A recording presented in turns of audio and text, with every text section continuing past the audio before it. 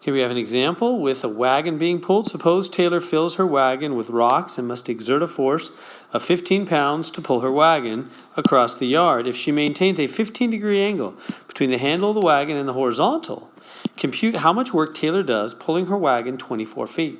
Round your answer to 2 decimal places. Okay, a good picture will help, I think. Of course, it's hard for me to draw a good picture, so do what I can here. So we have the ground, and then I'm going to put a wagon here. So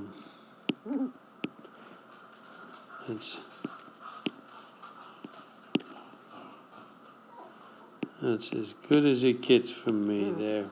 All right. There's supposed to be a wheel back there, isn't there? All right, whatever. So there's the wagon. It's as good as it gets. And we've got a handle here. Well, probably in the middle, huh? Got a handle coming out of the middle.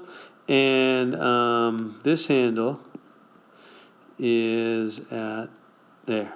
It's a long handle. Maybe I did that too far. Whatever. All right, so there's the handle. Let's cut it back a little bit. Goes right there. And it's telling us that, here, let me try to make it up a little higher. There we go. And so this person,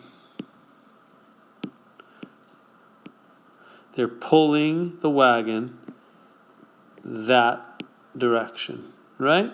Across the yard. Some of their feet aren't touching the ground. Here we go. Here we go. They're pulling the wagon across the yard.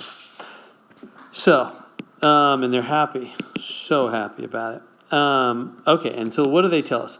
They tell us that we gotta kind of focus in right where the handle and the hands meet. That's where the force is being exerted. Right there, they're telling us that the angle, she maintains a 15-degree angle between the handle and the horizontal. So that means this right here is 15 degrees between the handle and the horizontal. Right? So that's her angle of pulling. Well, actually, you know what? I got to be a little careful.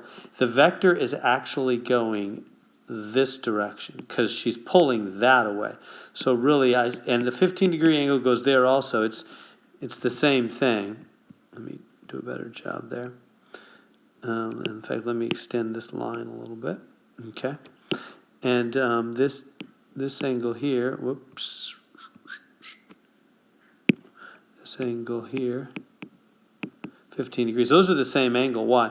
Because they're diagonally across from each other. Remember, I don't know if you're from geometry, angles diagonally across from each other are equal. So angles are the same. So 15-degree angle, she's pulling in this direction with how much force? 15 pounds.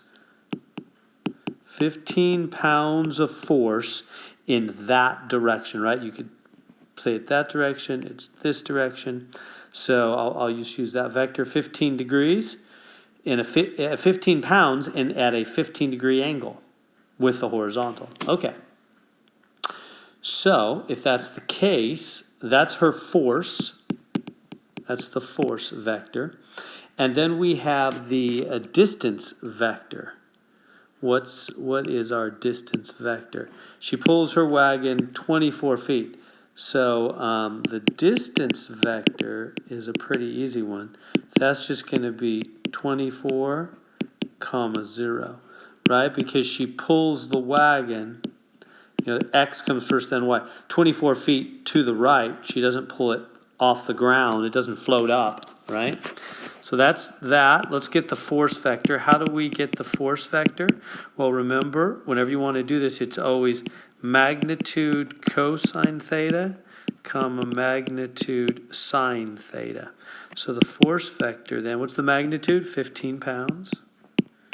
Cosine of the angle. Now the angle, theta, must be from 0 degrees and go counterclockwise. From 0, counterclockwise. This one's good automatically, isn't it? Y'all see that right there? So from there to there, from 0 degrees counterclockwise, that is 15 degrees. So that's the right angle. 15 degrees, comma, 15 sine of 15 degrees. Okay, so that's the force vector and the distance vector, right? Distance vector is straight to the right. X is 24 feet, I think it said. Yeah, 24 feet to the right. And there's the force vector in terms of its X and Y components. Now, what do we do to find? They're asking for us to compute how much work. How much work does Taylor do? Well, work is defined in physics. Let me see if I can go to your notes here. There it is from physics. Here's the work done. The work done is the force vector dot the distance vector. This is the dot product between the vectors, right? So force F, direction D, there it is. Force dot distance. So let's do it. So I'm going to come down here and write the work done is the force vector dot the distance vector. So this is dot product is what I'm talking about right there, which means you do what? You take the x component times the x component. Oops, sorry. This is the x component. Let me back up there. You take the x component times the x component, so it's 24 times 15 cosine 15 plus, and then you take the y component, which is 0, times the y component, which is 15 sine 15. And that's just 0, that part. So it's just going to be this part. Take your calculator. Make sure you're in degree mode. So it comes out to be 347.7333.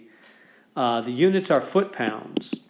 Foot-pounds because it's feet times pounds. Pounds of force times feet of distance. There we go. So work done is the dot product, as the notes say. It's the dot product, the force vector dotted with the distance vector. So you just have to get the distance vector, which is 24 to the right, up 0, and the force vector, which is 15 pounds at 15 degrees, 15 cos 15 and 15 sine 15.